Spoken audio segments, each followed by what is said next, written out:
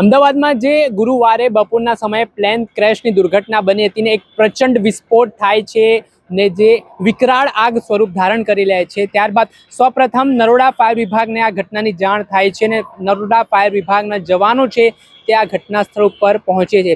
ત્યારે ખૂબ જ ભયાનક ડરામણું આ મંજર હતો। જ્યારે એ લોકો પહોંચે છે, સૌપ્રથમ ફાયર વિભાગના જવાનો છે તે આ પ્રચંડ આગ ઉપર કેવી રીતે કાબુ મેળવો તે માટેના પ્રયાસો હાથ ધરે છે।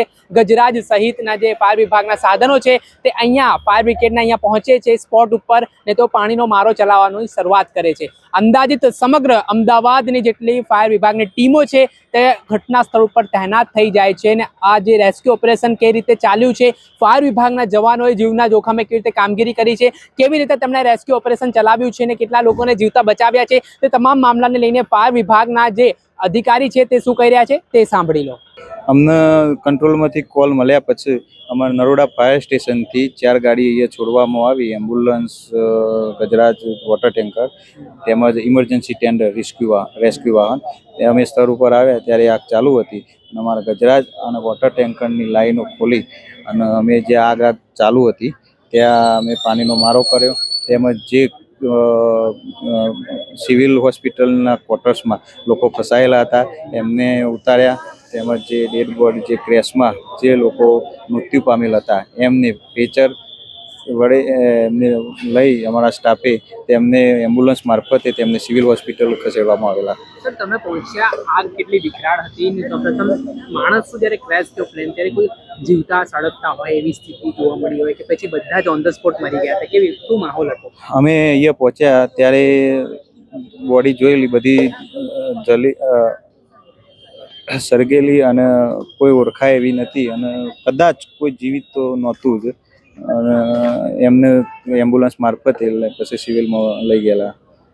સર, તમારો આટલો અનુભવ રહ્યો છે, આ પ્રથમ ઘટના અમદાવાદમાં કહી શકાય એવી બની છે, તો આ અનુભવ કેવી રીતનો રહ્યો હતો? કેવી રીતે રેસ્ક્યુ ઓપરેશન ખાસ એ જીવના જોખમે ફાયર વિભાગને કરવું પડતું હોય છે, તો કેટલી હાલાકી આ સમયે તમે પણ અનુભવી, કેમ કે આગનું ટેમ્પરેચર પણ હાઈ હોય જ્યારે તમે આ પરિસ્થિતિ જોતા હો? આ મારી સર્વિસના 13 વર્ષ થયા, એમાં હું પહેલો કોલ કહી શકું કે જે મેં આવો કોલ કોઈ દિવસ જોયેલો જ નથી કે જે આવી મોટી આગ, તેમાં આગમાં આટલા લોકો મૃત્યુ પામેલ હોય। તો સર, તમે અંદર ગયા ત્યારે ઉપર રેસિડેન્ટ ઇન્ટર્ન ડોક્ટરો પણ હતા, તો રેસ્ક્યુની કામગીરી કઈ રીતની તેને કેટલા સમય દરમિયાન રેસ્ક્યુ કરી લેવામાં આવેલું? એમને અમારી ટીમે અહીંયા પહોંચ્યા ત્યારે અલગ અલગ ટીમ બનાવી, નીચે જે આગ લાગતી હતી ત્યાં આગ બુઝાઈ, જે લોકો દાઝી ગયેલા હતા અને જે એમને એમ્બ્યુલન્સ મારફતે સિવિલમાં લઈ ગયા અને બીજી ટીમે જે બીજા ગેટના જે અમારા બીજા ટીમ હતા એ જે ક્વાર્ટર્સમાં જઈ અને એકને નીચે ઉતારેલા સેફટી। સૌપ્રથમ આપણી ટીમને કોલ મળ્યો હતો? હા, અમારું અહીંયા નજીક નરોડા ફાયર સ્ટેશન લાગે એ અમને પાલરી કંટ્રોલ તેમજ એરપોર્ટથી હોટલાઇનથી અમને પહેલો કોલ મળેલો। એના પછી શાહપુર, અમારી સાથે સાથે અમદાવાદ એરપોર્ટની ગાડીઓ ફાયર બ્રિગેડ। અંદાજિત કેટલી ટીમો સર કામમાં લાગી હતી રેસ્ક્યુના અને કેટલી વારમાં આગ પર આપણે કાબુ મેળવી લીધો હતો?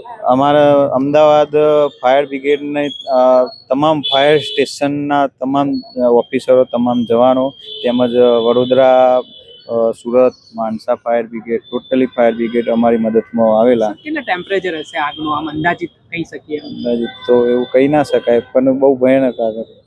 તો આમાં જે રેસ્ક્યુ જીવતા ડોક્ટરોમાંથી રેસ્ક્યુ થયા છે, કેમ કે કેટલા લોકો એવું કે કૂદ્યા પણ છે ઉપરથી અને ફાયર વિભાગના જવાનોએ પણ એમને બચાવ્યા છે એવા? હા, એમાં ડૉક્ટરોએ જે એમને જીવ બચાવવા માટે કૂદેલા અને એમને જીવ એમનો બચાવેલો અને જે અંદર ફસાયેલા હતા એ અમારા ફાયર બ્રિગેડની ટીમે સારી રીતે એમને સંપૂર્ણ કેટલા કલાક રેસ્ક્યુ ઓપરેશન ચાલ્યું?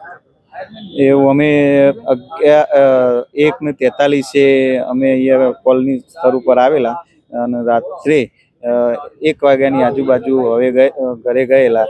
અમારી સામે બીજો સ્ટાફ આવી અને અહીંયા કામગીરી ચાલુ ના, હું સ્થળ ઉપર નહોતો, પણ અમારી જે બીજી ટીમ હતી નિકોલ ફાયર સ્ટેશનની એ લોકોએ રેસ્ક્યુ કરી અને એ બોડી એમને મળેલી અને ઉતારેલા। કામગીરી દરમિયાન કોઈ ફાયર બ્રિગેડના કર્મચારીઓ દાઝ્યા હોય? હા સર, એવા કોઈ હજી તો કોઈ સમાચાર નથી, પણ હશે તો કહીશું। અંદાજિત કેટલી ટીમો હતી સર અમદાવાદની? અમદાવાદની તો જે અમદાવાદના ફાયર બ્રિગેડમાં જેટલા ટોટલી ફાયર સ્ટેશન બધા છે તમામ alert ઉપર અને તમામ અહીંયા હાજર હતા. તમામ સ્ટેશનના જવાનો ઓફિસરો તમામ અહીંયા હાજર હતા સ્થળ ઉપર. આપણે સાંભળ્યા આ હતા જે ફાયર વિભાગના જે અધિકારી છે તે નરોડા ફાયર સ્ટેશનમાં ફરજ બજાવે છે ને આ ઘટનાની જાણ જેવી રીતે તેમને 1:30 વાગ્યાની આસપાસ એક કોલ મળ્યો કે એક પ્લેન ક્રેશ થયો છે ત્યારે 13 વર્ષના અનુભવમાં આ અધિકારીને આ પ્રથમ એવો બનાવ હશે તે વાત તેઓ કરી રહ્યા છે ને આગની જે જ્વાળાઓ હતી તેટલી વિકરાળ હતી, વિસ્ફોટક હતી, તેના કારણે તેઓ જીવના જોખમે ત્યાં પહોંચ્યા. ત્યારબાદ અંદર પહોંચ્યા, તેમણે પાણીનો મારો ચલાવ્યો અને આગ પર કાબુ મેળવવાના પ્રયાસો કર્યા. આખી રાત આ રેસ્ક્યુ ઓપરેશન ચાલ્યું ને આ રેસ્ક્યુ ઓપરેશન દરમિયાન મોટા ભાગે મૃતદેહો છે તે ફાયર વિભાગના જવાનોએ બહાર કાઢ્યા. સાથે જે ઇન્ટર્ન ડોક્ટરોની બિલ્ડિંગ આવેલી છે ત્યાંથી પણ કેટલાક લોકોને જીવતા રેસ્ક્યુ કરવામાં આવ્યા. અને આ સમગ્ર જે ઘટના બની તે ઘટનાને લઈને ફાયર વિભાગના જવાને જે આખો ઘટનાક્રમ જોયો, ત્યાં રેસ્ક્યુ ઓપરેશન ચલાવ્યું, તેને લઈને તેમણે નવજીવન સાથે વાતચીત કરી હતી. દર્શક મિત્રો, પડે પડના અપડેટો આપના સુધી પહોંચાડતા રહીશું, એટલે નવજીવન ન્યૂઝને જોતા રહો. વૈષ્ણવજન તો તેને કહીએ જે પીડ પર